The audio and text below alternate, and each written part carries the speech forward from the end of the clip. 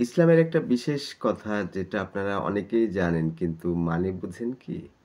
বলা হচ্ছে যে সারারাত ইবাদত করছেন আপনি কম সওয়াব পাবেন। কিন্তু একজন জ্ঞানী ব্যক্তি সে ঘুমাচ্ছে, এশার নামাজ পড়েছে, ঘুমাচ্ছে, ঘুমাতে যখন ফজরের সময় হলো তখন ফজরের নামাজ পড়ছে। এই জ্ঞানী ব্যক্তিটি বেশি সওয়াব পাবেন। কেন? কারণ জ্ঞানকে খুব গুরুত্ব দিয়েছেন আল্লাহ, আল্লাহর রাসূল, ইসলাম ধর্মে। কারণ জ্ঞান খুবই দরকারি। এই জ্ঞান না থাকলে আপনি হিতাহিত বিষয়টা বুঝবেন না। আপনি ভালো কিছু করতে যাচ্ছেন কিন্তু সেটার ফলাফল ভালো নাও হতে পারে।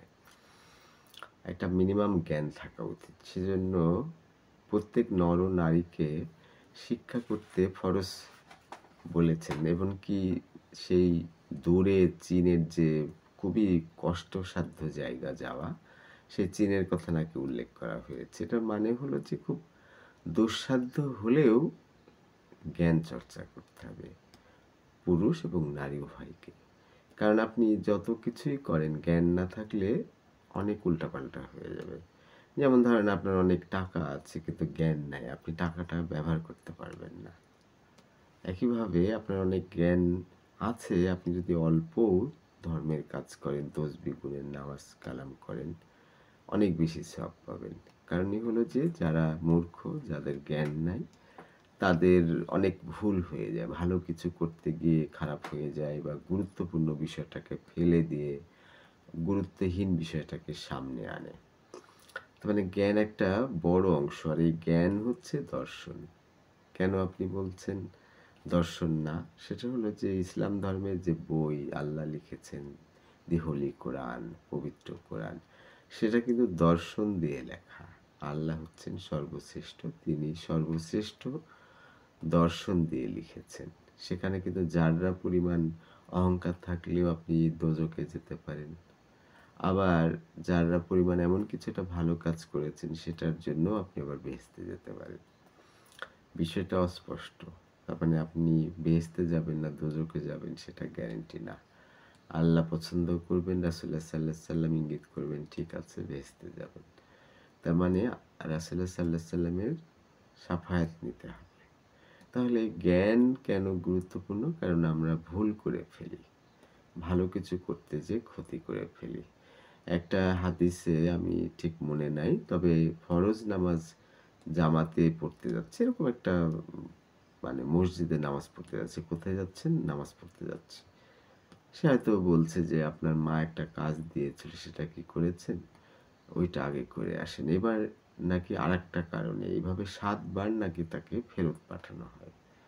তার মানে বিষয়টা হলো যে কোনটা আগে, কোনটার গুরুত্ব বেশি, এটা বুঝতে হলে আপনার জ্ঞান থাকতে হবে। আর জ্ঞান নিয়ে যেটা দ্বিধাদ্বন্দ্ব সেটা হলো যে মৌলবীদেরকে জ্ঞানী বলবো কিনা? হ্যাঁ, সেটা ইনফরমেশন পেয়েছে, হাদিস কোরআন পড়ে সে তথ্য পেয়েছে। কিন্তু সেই তথ্যটাকে এনালাইজ করতে হলে দর্শন জ্ঞান লাগবে।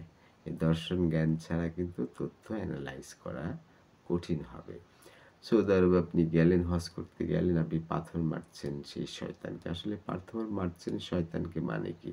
আপনার ভেতরে যে নোংরামি আছে, যে শয়তান আছে সেটাকে আপনি symbolically প্রতীকী অর্থে আপনি ওখানে পাথর মারছেন যাতে করে আপনার ভেতরের নোংরামিটা দূর হয়। আপনি তওবা করছেন। যেমন হিন্দুরা ৭ পাকে বাধা বলে। তার মানে ২ জন স্বামী-স্ত্রী বিয়ের সময় ৭ বার পাক দেয়। একেকটা পাককে একটা বন্ধনের সাথে তুলনা করা হয় দর্শন দিয়ে সেটা।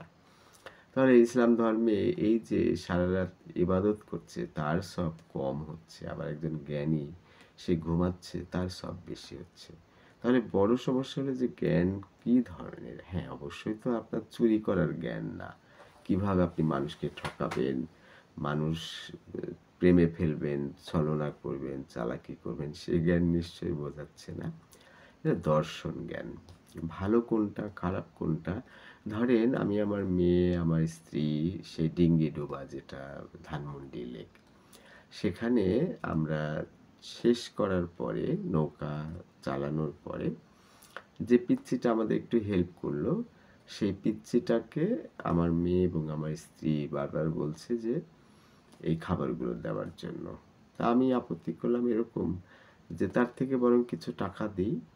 আর যদি দিতে হয় তাহলে তাকে ১ পিস দেওয়া যেতে পারে, সবাইকে দেওয়া যেতে পারে। তার মানে হলো যে ওইটার খাবারটা প্রায় ৳৬০০ র মতো ছিল। তাহলে একটা টোকাইকে ৳৬০০ র খাবার না দিয়ে তাকে বরং কিছু টাকা দেওয়া যেতে পারে বা একটা দেওয়া যেতে পারে। অন্যদেরকেও দিতে হবে। কারণ টোকাই তো হাজার, হাজার আছে। আমার স্ত্রী, আমার মেয়ে হয়তো একটু তখন ভুল বুঝলো। পরে আমি তাদের বুঝিয়েছি। তার মানে হলো যে আপনি যেটাকে ভালো মনে করছেন সেটা বুঝবেন কি করে? মেয়েরা যাদের যেমন সেইসব সেরা পুরুষদেরকেই চায়। তারা এমন পুরুষকে চায় যারা আসলেই সেরা। কিন্তু তারা কিন্তু ছলনার শিকার হয়, ভিকটিম হয়ে যায়। একটা লম্পট বাজে ছেলেই তাকে প্রেমে ফেলে দেয়।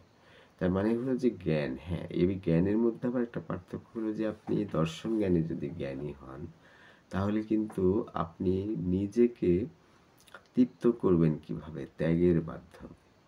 আর আপনি যদি সাধারণ জ্ঞান যেমন যমুনা ব্রিজের দৈর্ঘ্য কত, পদ্মা সেতুতে কত টাকা খরচ করা হয়েছে, এইসব যে তথ্য, সেই তথ্যগুলো আসলে জ্ঞান না। তবে আপনার দর্শন জ্ঞানটা যদি পাকা হয়, যত পাকা হবে তত ওই তথ্যগুলোকে আপনি বিভিন্ন পারফেক্টলি ব্যবহার করতে পারেন। ধরেন স্ট্যাটিস্টিক্স। স্ট্যাটিস্টিক্সটা কি? যদি দেখা যায় যে বারবার রাস্তা পার হচ্ছেন বা ইলেকট্রিক কাজ করছেন, দেখা গেল রাস্তা বারবার পার হতে, হতে একটা অ্যাক্সিডেন্ট হতে পারে। ইলেকট্রিক অনেক কাজ করতে, করতে একটা দুর্ঘটনা হতে হতে পারে। এটা হলো স্ট্যাটিস্টিক্স। তার মানে কোনটা বেশি সম্ভাবনা? তাহলে দর্শন কি করবে? কোনটা করলে একজন বা বেশি মানুষের উপকার হবে। কিন্তু এমন কিছু করলেন যে উপকার হলো কিন্তু অন্যদিকে আবার খারাপও হয়ে গেল। এরকম অনেক গল্প আছে। এর আগেও আমি এর ভিডিও করেছি। তার মানে হলো যে আমাদের জ্ঞান চর্চা করতে হবে। যেটা ধর্মীয় অংশ। মিস্টার গ্রামারিয়ান রবার্ট ব্রাউনিং এর কবিতায় সেখানেও কিন্তু দেখানো হয়েছে যে মারা যাবে এরকম সময়ে সে কিন্তু আরো পড়াশোনা করছে, আরো পড়াশোনা করছে। যত মৃত্যু ঘনিয়ে আসছে সে তত পড়াশোনা করছে। তার মানে পড়াশোনা করাকে এক ধরনের ইবাদত হিসেবে দেখছে। কিভাবে? তার মানে ওই যে পড়াশোনা করলে যে জ্ঞান বাড়বে, জ্ঞান চর্চা ইসলাম ধর্মে ফরজ করা হয়েছে। জ্ঞান যার যত বেশি সে তত বেশি সওয়াব পাবে। হ্যাঁ, আপনি নামাজই পড়েন না সেটা আলাদা। কিন্তু আপনি জামাতে এশার নামাজ পড়লেন, তারপরে ঘুমিয়ে পড়লেন। তাহাজ্জুদে উঠে আপনি পড়তে পারেন, ফজরের আজান দিতে পারেন, ইমামতি করতে পারেন, ফজর পড়তে পারেন। তাহলে একটা সময় দেখা যাবে যে আপনি বেশি সওয়াব পাচ্ছেন। একটা যেমন গল্প আছে, সবাই জানে গল্পটা খুব কমন। সেটা হলো যে একজন খুব ধার্মিক, সে ঘুমিয়েছিল, সে জাগা পায়নি, সকাল হয়েছে। সে দেখছে যে তাহাজ্জুদ নামাজ তার পড়া বাদ গেছে। তখন সে কান্নাকাটি করতে, করতে মানে বেহুশ অবস্থা। কি সর্বনাশ হলো! আমি তো তাহাজ্জুদের নামাজ ফেল করলাম। পরের দিনে দেখা যাচ্ছে যে শয়তান তাকে ডেকে দিচ্ছে। তো বুঝতে পারছে না আমাকে কে ডেকে দিচ্ছে। তে কে ভাই আপনি? তখন একটা সময়ে বাধ্য হয়ে সে বলেছে আমি শয়তান। কি অদ্ভুত ব্যাপার! তাহাজ্জুদ নামাজ পড়ার জন্য আপনি আমাকে ডেকে দিচ্ছেন। আপনি একজন শয়তান। তো বলছে আপনি যে গতকালকে আমার কারণেই আপনি মিস করেছেন। আর সেই মিস করার কারণে যে অনুতপ্ত হয়েছেন, কষ্ট পেয়েছেন, অনুশোচনা হয়েছে, সারাদিন কেঁদেছেন। আল্লাহ আপনাকে দিন বে অনেকদিন তাহাজ্জুদের নামাজ পড়লে যে সওয়াব পাবে সেই সওয়াবটা আপনাকে দিয়েছে। সেজন্য আমাদের টার্গেট হলো যে আপনি যদি একবার মানে উঠে যদি তাহাজ্জুদের নামাজ পড়েন তাহলে একবার তাহাজ্জুদের নামাজের সওয়াব পেলেন। এখানেই দর্শন। মানে কম আর বেশি। আপনি যাকে মনে করছেন উপকার করছেন, তার অনেক বেশি আপনি ক্ষতি করতে পারেন। সেটা ধরবেন কি করে, বুঝবেন কি করে? এই জ্ঞান দিয়ে। আপনার মায়ের মাথার উপরে ফ্যান ঘোরে না, বন্ধ, নষ্ট, গরমে কাতরায়। আর আপনি ফ্যানের তলে ঘুমান। ১ টা ২ টা ফ্যান। তাহলে কি দাঁড়ালো? আবার আপনি আজান দিচ্ছেন, ইমামতি করতে পারেন, নামাজ পড়তে পারেন। আপনি মনে করছেন যে আল্লাহকে তো আমি খুশি করছি। বান্দাকে খুশি কি এমন দরকার? মাকে খুশি করা কি এমন দরকার? জ্ঞান দরকার আছে। তারপরে ধরেন প্রতিটা ধর্মের একটাই বৈশিষ্ট্য, সেটা হলো মানবতা। সেটা ইসলাম ধর্ম বলেন, বৌদ্ধ বলেন, যেকোনো ধর্মের ক্ষেত্রেই প্রযোজ্য। এখন এই যে মানবতা, প্রতিটা ধর্মেই মাকে সেবা করা, মাকে মানে ভদ্র ব্যবহার করে। অনেক ভালো, ভালো জিনিস আছে, মানুষের ক্ষতি না করা। কিন্তু ইসলাম ধর্মের নামাজ একভাবে আমরা পড়ছি, হিন্দুরা আবার অন্যভাবে ইবাদত করছে, খ্রিস্টানরা অন্যভাবে ইবাদত করছে। তাহলে এই যে ভিন্ন ভিন্নতা কিন্তু একটাই কমন, সেটা হলো গসাগু, সেটা হলো মানবতা। তাহলে ২ টা পাখা আমি ধরবো। একটা পাখা হলো নামাজ, রোজা, হজ, যাকাত, যেটা। আরেকটা হলো ভালো কাজ করা। অন্তত আপনি যদি মানুষের উপকার নাও করতে পারেন, তাহলে আপনি ক্ষতি করবেন না। এখন উপকার করতে গেলেই তো জ্ঞান দরকার আছে। আপনি এ কখন, কিভাবে, কাকে, কেমন করে উপকার করবেন সেটাও বোঝার ব্যাপার আছে। একদিকে উপকার করতে গিয়ে আরো ১০ দিকে খারাপ হতে পারে। তাহলে প্রায়োরিটিটা কোনটা আগে হবে, কোনটা পরে হবে, এইসব জ্ঞান চর্চা করলে আপনি ধরতে পারবেন কোনটা আগে, কোনটা পরে, কোন কাজটা বেশি জরুরি। আপনি ধরেন ইসলামের ৫০০ টা কাজ আছে। এখন আপনি সব তো কাজ করেন না। আপনি ৫০০ টার মধ্যে একটা কাজ হলো আপনার সন্তানের নাম রাখতে হবে ইসলামী নাম। হ্যাঁ, এটার একটা ভালো মাহাত্ম্য আছে, যে সেটা হলো যে আল্লাহ তো সবসময় চাইবেন বেহেশতে দেওয়ার, উনি দয়াশীল, ক্ষমাশীল।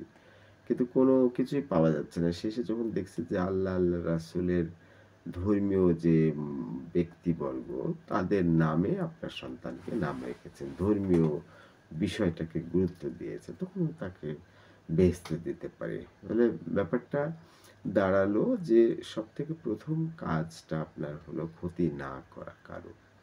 আরেকটা কাজ হলো উপকার করার চেষ্টা করা। তার পাশাপাশি নামাজ, রোজা যেগুলো দরকার করবেন।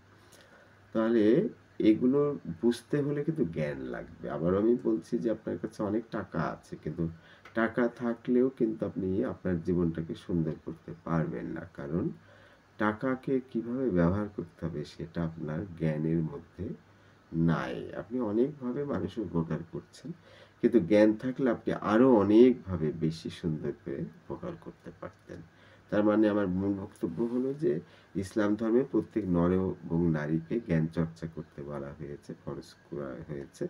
সুদূর চীন, রাস্তাঘাট ছিল না, এটা সেটা। সেখানে যেতে হলেও, তার মানে সেখানে যেতে হবে না, কিন্তু জ্ঞান চর্চা করতে হবে। আমরা সাধারণত দেখি যে আজান দিলে জামাতের নামাজ ৫ বার পড়ে, খুবই ভালো। এটার মধ্যে বেশিরভাগ মানুষ সীমাবদ্ধ থাকে। সে হয়তো ভেতরে, ভেতরে ভাবছে সে অনেক সেরা কাজ করছে। সে তো সেরা কাজই করছে।